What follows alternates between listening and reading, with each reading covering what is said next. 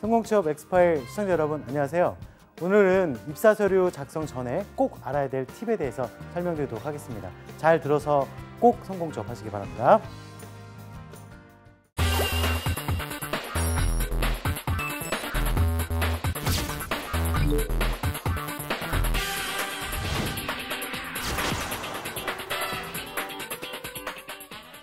서류 작성함에 있어서 중요한 건 뭘까요? 작성 전에. 자, 보시는 것처럼 서류 작성 전에 철저한 준비를 하시는 것이 합격 서류를 만들어낼 수 있다. 이 점을 꼭 기억을 해두셔야 될 것 같아요. 네, 오늘부터 제가 이력서 작성 전에 있는 이야기부터 이력서 작성, 자소서 부분까지 다 방송을 할 예정인데요. 여러분들께서 잘 들어주시고 꼭 잘 활용하셔서 성공 취업하셨으면 좋겠습니다. 자, 그 전에 오늘 첫 번째입니다. 준비 전략, 어떤 것들을 준비했을 때 가장 효과적일 수 있을까? 자, 그 전에 먼저 어떤 상황인지 한번 지켜볼까요? 요즘 채용의 변화가 많이 있습니다. 그중에 앞에 보시는 표처럼 AI 관련된 면접을 본다 이런 얘기도 나와 있고요. AI로 서류를 평가한다라는 이야기도 있습니다. 즉 점점 서류평가 부분에 있어서 정량화된 수치 또는 정량화된 내용을 보고 판단하는 경우들이 발생을 할 것이다. 즉 이력서의 항목의 내용을 보고 일단 기본적인 자격 요건이 되는지를 체크를 해볼 것이고요. 그리고 자기소개서에 얼마만큼 정성을 쏟고 그다음에 구체적인 사례가 잘 나와 있는지가 굉장히 중요할 것 같습니다. 보시는 표처럼 롯데에서도 인공지능 서류 평가를 하고 있는데요. 뭐 평가의 기준이 여러 개가 있겠지만 그중에 이야기를 살펴보면 과거에 썼던 것 중에 다른 사람 것들을 인용했던 부분들이 있다면 빨간색 글씨로 나온다고 표기된다고 이야기를 하고 있습니다. 즉 이제는 많은 정보가 있다 보니까 그 정보 속에서 내가 갖고 싶은, 내가 좀 관심 있는 거, 이거 좀 써도 되지 않을까? 이렇게 해서 캡처 뜨거나 그거를 자기 말로 잠깐 바꿔가지고 내시는 경우들이 있거든요. 그런 경우에도 바로 검증이 될 수 있다라고 할 수 있겠죠. 결국엔 자기소개서는 또 이력서는 내 경험, 내 사례 위주로 작성을 하셔야 된다는 것을 다시 한번 알 수 있는 상황이라고 생각합니다. 그러면 그 전에 이력서 작성 전에 중요한 게 뭘까? 어떤 게 포인트가 될까? 이런 거 한번 좀 고민해 보시면요. 첫 번째, 잉여 스펙이라는 거를 좀 알고 갈 필요가 있지 않을까 생각해요. 이 앞에 표를 보시면은 석박사 학위를 가진 분들에 대한 스펙이 잉여 스펙이다라고 가장 높게 나와 있는데 물론 지원하는 직무나 전공에 따라 좀 차이가 있을 수 있습니다. 뭐 연구개발 같은 경우에는 당연히 석사 이상의 학력을 요구하다 보니까 필요 스펙인 거고요. 그리고 통번역 같은 경우에도 석사 이상의 학력을 요구하는 곳들이 많아서 필요 스펙이 될 수 있습니다. 하지만 그 외의 스펙으로는 석사가 꼭 필요한 스펙이라고 할 수 없고 오히려 잉여 스펙이 될 수 있다. 이렇게 판단하는 부분이라고 할 수 있고요. 두 번째, 고급 자격증이 나와 있는데 고급 자격증, 회계사 자격이라든지 이런 자격증에 대해서 도전하는 지원자들이 굉장히 많습니다. 물론 도전해서 취득하면 가장 베스트가 되겠지만 취득하지 못했을 때도 한번 생각을 해보셔야 될 것 같아요. 취득했을 때는 그게 활용도가 높고 그걸 가지고 그쪽과 관련된 직무로 가시면 가장 좋은 평가를 받을 수 있겠지만 만약에 취득은 했는데 그게 내가 지원하는 직무와 크게 상관이 없다면 그 자격증이 아무리 고급 자격증이라고 하더라도 크게 인정을 받지 못할 수도 있다. 이 점은 기억을 해두시고요. 또 자격증이라든지 공무원 시험이라든지 이런 데 시간을 투자하다 보니까 그게 길어져서 결국엔 2년, 3년의 공백기를 가지고 계신 분들도 있습니다. 그 2년, 3년 동안 공백기를 인사 담당자들은 아주 잘 찾아냅니다. 왜냐하면 입학 당시의 날짜와 졸업 당시의 날짜만 봐도 휴학 기간이 어느 정도 되는지를 체크해 볼 수 있기 때문이거든요.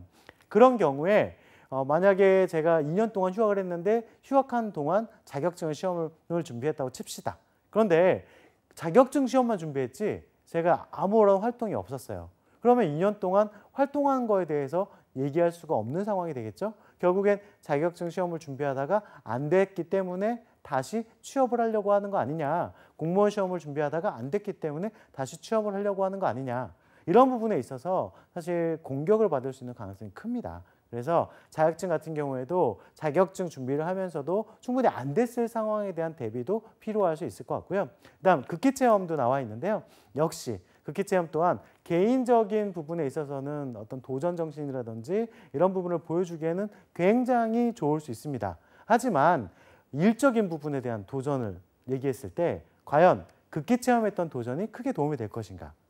그런 점에서는 크게 도움이 되지 않을 수도 있다는 점을 기억을 해 두셔야 될 것 같습니다. 그 외에도 여러 가지 항목들이 있으니까 항목들에 대한 것들을 한 번씩 체크해 보셨으면 좋겠고요. 조금 더 대학생의 생활 내용 이쪽으로 한번 들어가 볼까요?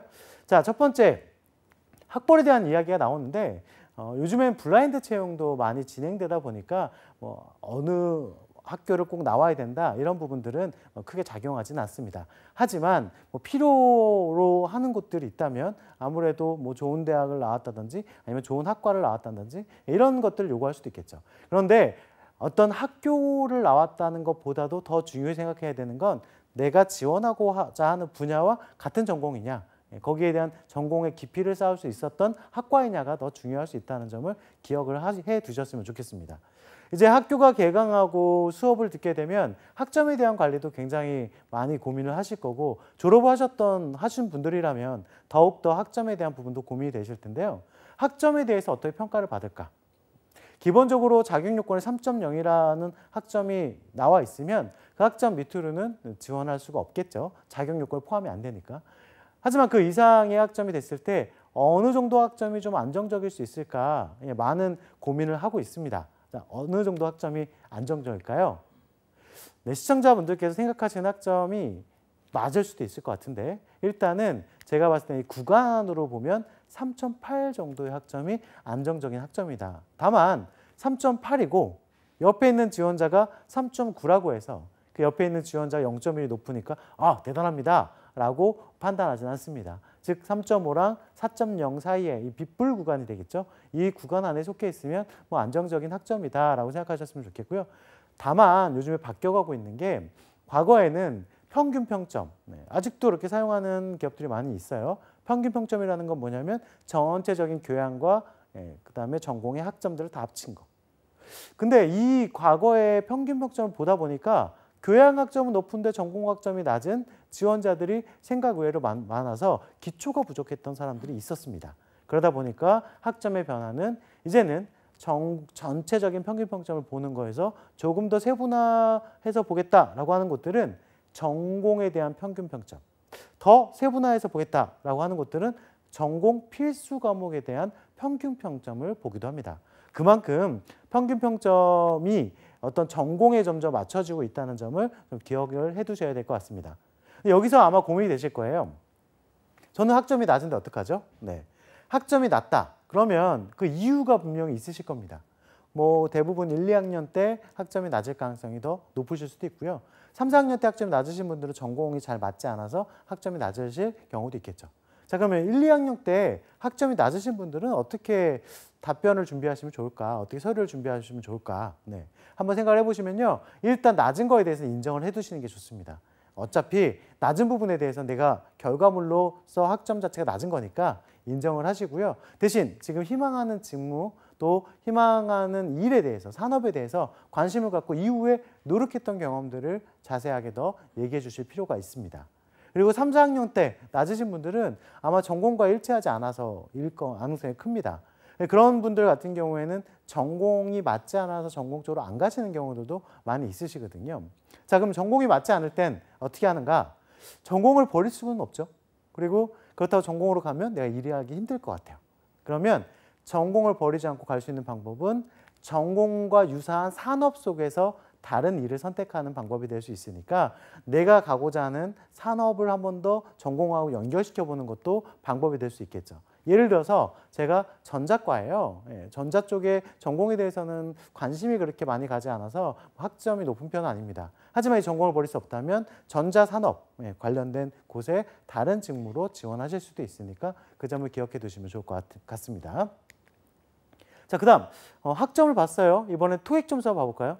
토익이 필요합니까? 안 필요합니까? 이런 질문들을 굉장히 많이 하시는데 저는 그거를 이게 맞다 아니다라고 얘기하는 것보다 채용 공고를 보시라고 말씀을 드립니다. 왜? 채용 공고의 자격 요건에 토익이 없으면 토익 점수보다 다른 부분이 더 중요한 거겠죠.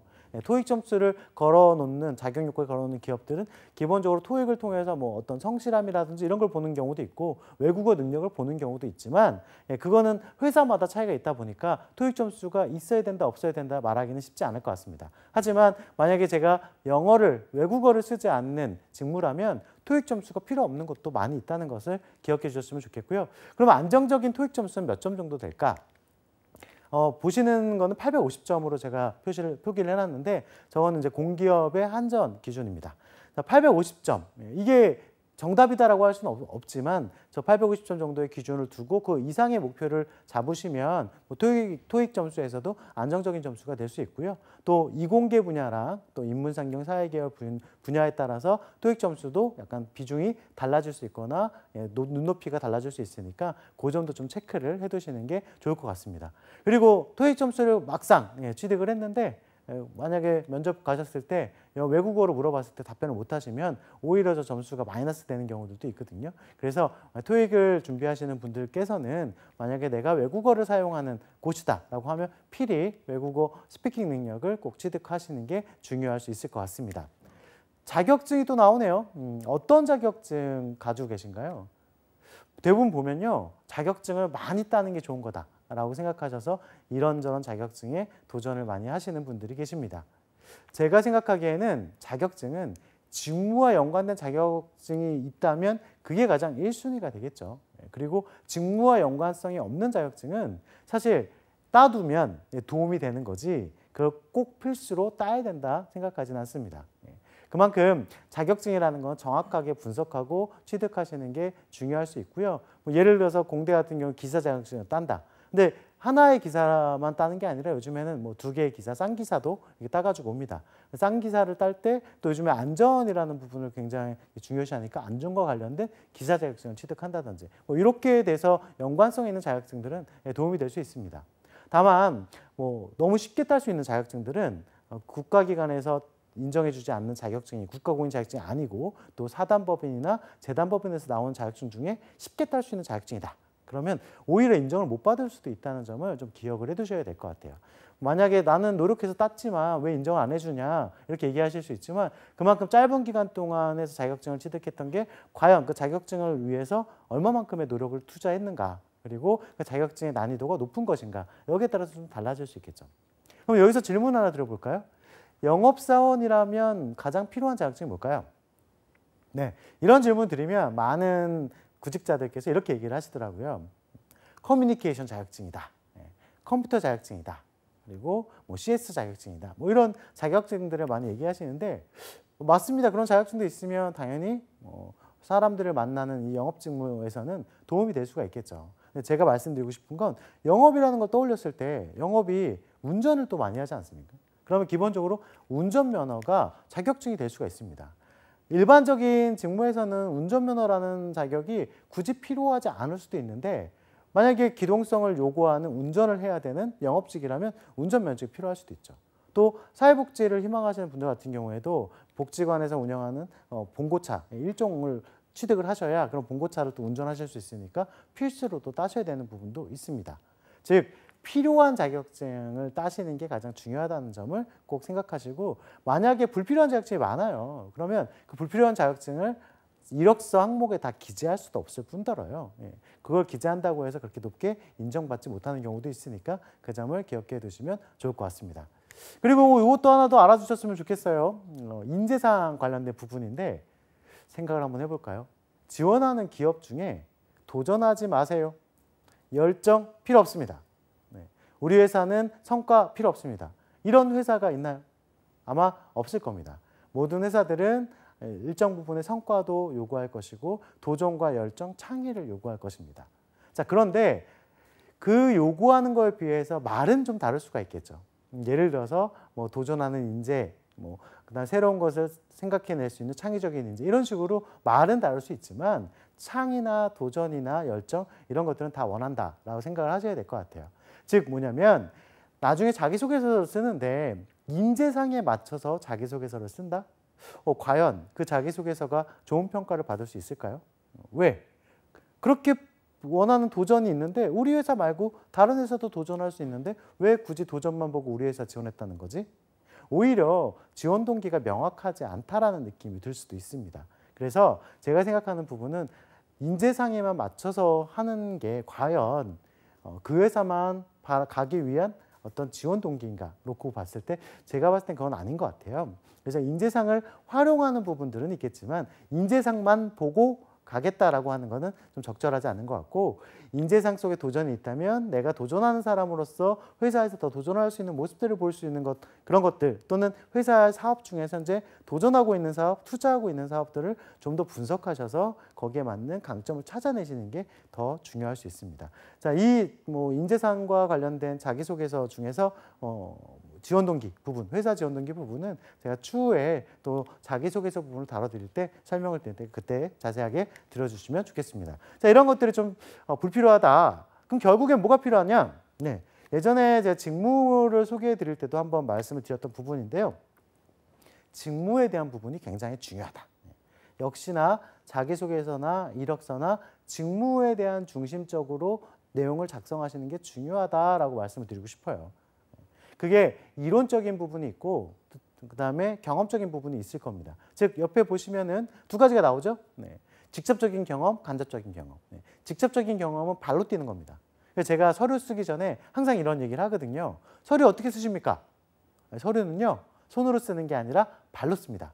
왜? 직접 뛰어다닌 경험을 가지고 이야기를 해야 되니까. 그래서 서류는 구체적인 경험, 자신이 발로 뛰었던 사례가 많이 들어가야 좋은 평가를 받을 수 있다라고 얘기하거든요. 자, 그런데 제가 시간적인 여유가 없어서 직접 발로 찾아 나갈 수 없다. 또는 그 직무를 수행할 수 있는 아르바이트가 없다. 뭐 그런 경우들도 분명히 있을 수 있습니다. 네, 그럴 때는 간접 경험을 또 쌓으시는 것도 하나의 방법이죠. 요즘에는 협회나 진흥원 이런 기관들이 굉장히 잘 돼 있습니다. 그러다 보니까 그 기관들이 제시하고 있는 경험치, 그다음에 어떤 교육, 어떤 온라인 수업, 온라인 관련된 또 이론 이런 것들도 있고요. 그 외에도 국가기관에서 우리 학생들을 대상으로 좀 더 깊이 있는 전공에 대해서 알 수 있도록 지원해주는 청년취업 아카데미 이런 사업들도 있습니다. 그런 쪽에서 지식을 조금 더 쌓는 것도 방법이 되겠죠.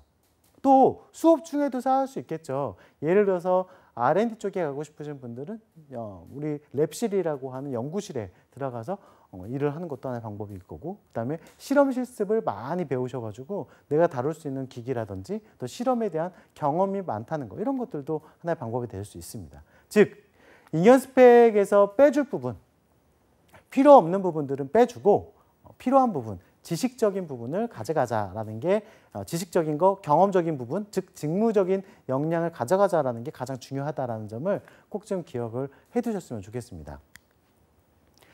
자, 그러면 우리는 서류를 언제 작성하는 게 좋을까? 예, 많은 분들이 이런 생각하시죠. 이제 9월 달이면은 공채가 시작하니까 9월 달 빨라졌기 때문에 8월 말부터 많이 요즘에 시작을 합니다. 그리고 상반기에는 2월 말이나 3월 달부터 시작하니까 그때 작성하면 되겠지. 그렇지 않습니다. 네. 이제 생각하셔야 될 건 9월, 10월, 11월을 놓고 봤을 때 9월은 서류 쓰는 시즌이고, 그다음 10월은 인적성 검사를 보는 시즌, 11월은 면접을 보는 시즌입니다. 자, 그러면 6, 7, 8 이때 채용이 많이 있느냐? 채용이 많이 있진 않아요. 그 시기에 미리 하반기를 대비해서 준비하는 게 하나의 방법이 될 수 있고요. 반대로 상반기를 준비한다면 12월 중순 이후 12월 말부터 2월 초까지, 이때까지는 그렇게 공고가 많이 나오지 않습니다. 왜? 기업이 연말에 마무리하는 시점과 연초에 시작하는 시점이기 때문에 굳이 공고를 많이 내지 않거든요. 자, 그럴 때 미리 작년에 또는 하반기에, 상반기에 있었던 채용 공고를 보시고 거기에 자기소개서 항목들이 분명히 있을 텐데 그런 것들을 다 다운받아서 제가 가고 싶은 기업 한 4-5개를 구분해 놓고 거기에 대한 항목들을 다 작성해 보는 거예요. 미리 작성만 해 두셔도 굉장한 도움이 됩니다. 30군데, 40군데 내기에는 버겁지 않냐 이런 얘기 하시는데요. 겹치는 항목들이 굉장히 많아요. 그래서 그런 항목들은 미리 사전에 작성을 해 두시고, 기업에 대한 지원 동기나 기업에 대한 입사 포부 같은 경우에는 그때 상황에 따라서 좀 바뀔 수도 있기 때문에 그거는 그 시즌에 공고가 나오면 가서 그걸 확인하신 다음에 작성하시는 게 좋겠죠. 그리고 기회가 되신다면 이 시즌에 앞서서 채용 설명회를 많이 합니다. 그래서 기회가 되실 때 채용 설명회 가셔서 올해 하반기, 내년 상반기에 어떤 부분들을 주로 서류에 포커스를 맞춰야 되느냐, 면접에 포커스를 맞춰야 되느냐, 이런 것들을 좀 기억을 해두셔야 될 것 같아요. 하반기가 쭉 흘러갔어요. 그리고 1월 달이 되면 또 많은 고민을 하시거든요. 졸업을 할 것이냐 말 것이냐. 졸업 유예, 나쁘다고 할 수는 없습니다. 하지만 유예를 했을 때 정확한 목표를 가지고 하셔야지 그냥 유예만 한다고 해서 도움이 되지 않습니다. 특히 졸업 유예하고 저 토익 공부를 할래요 라고 하시는 분들 계시거든요. 자, 그러면 토익 공부를 졸업 유예하고 한다는 거? 졸업하고 하면 안 됩니까? 졸업 전에 하면 안 됩니까? 라고 얘기했을 때 할 말이 사실 없거든요. 제가 봤을 때는 영어는 그냥 꾸준히 하셔야 되는 부분이라 생각이 들고요. 만약에 유예를 하신다면 인턴이라든지 또는 아르바이트라든지 뭔가 제가 직접 경험할 수 있는 것들을 하시는 게 좋습니다. 만약에 그것도 안 됐어요. 그러다가 2월 달 졸업을 합니다. 졸업하고 나서 취업 시즌이 점점 상반기가 다 흘러가고 그래도 안 돼서 6월 달, 7월 달을 보내는, 즉 졸업하고 나서 4, 5개월이 지났는데 취업이 안 됐을 때는 굉장한 압박이 생기거든요. 그 압박이 생기다 보니까 아, 나는 하고 싶은 일을 해야지가 아니라 그냥 원서를 넣어야지. 이렇게 되는 경우들이 있습니다. 그런 점들은 좀 조심히 하셔야 된다는 것을 꼭 좀 기억해 두시고요. 서류를 보는데요. 서류평가 기준을 봤더니 13분이라네요. 굉장히 짧은 기간입니다.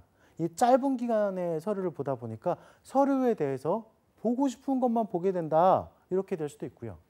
꼼꼼하게 검토를 한다 하더라도 13분이면 뭐 거의 다 검토가 될 수 있다는 내용인 것 같아요. 그래서 서류 쓰실 때도 평가자의 눈을 가지시는 것도 굉장히 중요합니다. 자, 자기소개서 중에서 입사서류 중에서 이제 이력서를 한번 봤더니 보이시나요? 포인트. 직무 관련 경험. 이력서는 아무래도 정량적인 체크를 하다 보니까 직무 관련 경험을 굉장히 중요시할 수밖에 없다. 그래서 활동했던 내용이라든지 자격증 이런 것들을 본다라고 생각하시면 좋을 것 같습니다. 학점 여기 비중이 좀 낮은 게 나왔네요. 비중 낮은 거 보니까 거기에 사진도 들어가 있어요. 블라인드 같은 경우에 사진 자체가 없고요. 사진의 중요성이 좀 떨어지긴 했지만 아직도 사진을 보고 뽑는 데들이 있으니까 사진 촬영을 해서 붙이는 곳들이라면 전문 사진관에서 직무에 맞는 또 가장 내 자신을 잘 드러낼 수 있는 사진을 찍으시는 것도 굉장히 중요할 수 있다는 점 기억해 두십시오. 그리고 자기소개서를 한번 봤더니요. 자기소개서에서도 똑같이 직무 경험이 굉장히 중요시 나왔네요. 즉 정량이건 정성이건 일단 직무적인 측면에 대한 경험과 활동을 굉장히 중요시한다라는 점을 좀 기억을 해주셨으면 좋겠고요. 불필요한 항목 봤더니 가족관계 및 성장 과정 필요 없다. 근데 맞춤법이 나왔었는데 맞춤법과 오탈자는요. 만약에 행정 업무라든지 서류를 꼼꼼하게 다뤄야 되는 부분에 있는 직무를 지원하신다면 당연히 중요할 수도 있습니다. 그 점은 좀 기억을 해두셔야 될 것 같습니다. 자기소개서를 작성할 때요. 문구가 여러 개가 있었는데 그중에 식상하다고 생각하는 문구 보이시나요? 식상하다는 문구가 나는, 저는으로 시작하는 문구가 식상하다라고 합니다. 왜 그렇게 식상할까? 자기소개서가 누굴 거예요? 네, 제 겁니다. 제 거인데 거기다 앞에 굳이 저는 뭐 했습니다. 저는 뭐 했습니다. 이렇게 쓰실 필요도 없고요. 제가 요즘에 보니까 바이트 이렇게 항목이 글자 수가 정해져 있는데 거기다 대놓고 너무 상황을 길게 설명하시는 분들이 계세요. 2000 몇 년도 몇 학기 때 뭘 하며 근데 그게 꼭 그 시절에 한 게 중요했었냐. 중요한 거 아니라면 그런 불필요한 항목들은 빼주셔도 됩니다. 그래서 어떤 것들을 불필요하는지를 한 번씩은 체크해 두시고 그 불필요한 항목들을 빼는 방식, 그게 중요할 수 있다는 점을 좀 기억을 해주셨으면 좋겠습니다. 글자 수에 대해서 잠깐 얘기를 짚어드릴 건데요. 글자 수, 200자부터 뭐 1000자까지 되게 다양한 글자 수가 있고 바이트가 있죠. 여기서요, 이 뒤에는 0을 싹 지운 다음에 퍼센트지를 한번 붙여볼까요? 그랬더니 글자 수에 따라서 보는 평가 기준이 다를 수도 있다. 글자 수가 작으면 작을수록 글자에 대한 어떤 사례를 평가하기보다는 면접력으로 활용될 가능성이 높다. 이런 부분이고요. 그다음에 글자 수가 많으면 많을수록 좀 더 비중 있게 평가를 한다라고 생각하시면 더 좋을 것 같습니다. 가장 중요한 부분이 나왔습니다. 네, 자, 글 작성하는 방법 2가지씩과 양과식이 있습니다. 첫 번째는 제발 묻는 거에 답해 주세요. 즉 결론을 먼저 이야기한다가 중요하다. 즉 이 결론은 항목에서 묻고 있는 결론이라는 걸 좀 기억을 해두시고요. 두 번째는 그 결론에 대한 근거, 제가 이런 결론을 제시했으니까 거기에 대한 구체적인 사례가 이런 게 있습니다를 제시해 주는 것도 중요할 수 있겠죠. 그리고 마지막 세 번째가 결과. 이 결과는 웬만하면 인사 담당자가 가늠할 수 있게 수치화된 것 또는 가늠할 수 있는 내용으로 결과치를 제시해 주는 게 좋은데요. 간단하게 보면 이런 게 될 수가 있겠죠. 교육을 받았는데 뭐 20시간 받았습니다. 뭐 이렇게 하루에 4시간씩 5일을 받았다 그러면 20시간 이렇게 합산된 수치라든지 이런 부분으로 보여줬을 때 조금 더 어느 정도 이 친구가 여기에 대한 깊이 있게 직무 능력을 키웠구나라고 판단할 수가 있으니까요. 그런 부분들을 제시해 주는 것도 좋습니다. 자, 이렇게 세 가지를 얘기했을 때는 두 과식이 되는데 반대로 하나의 더 결론을 얘기하면 양과식이 됩니다. 자, 마지막에 나와 있는 결론은 이런 결과치를 통해서 내가 잘할 수 있는 게 뭐다라는 것을 얘기하는 결론이라고 생각하시면 될 것 같습니다. 자, 그래서 이 부분들을 이렇게 표로 구분하셔가지고 결론, 근거, 결과, 결론 이 방식의 표로 만드셔서 직접 작성해 보시면은 저 안에다가 글을 넣으시면 될 거예요. 작성해 보시면 아마 원하시는 방식대로 좀 글이 나오지 않을까. 즉, 저게 평가하는 방식의 글이라고 생각하셔도 될 것 같습니다. 끝으로 한 가지만 더 보고 이제 종료를 한번 해보도록 할까요? 자, 키워드. 우리가 왜 이야기를 할 때 헤드라인 기법이라고 하죠. 성실함에 대해서 하수들은 이렇게 얘기하고 중수들은 30분 일찍 출근하네요. 약간 숫자를 넣었네요. 고수들은요. 3030 법칙 이런 식으로 뭔가 키워드 있는 내용들을 전달하기도 합니다.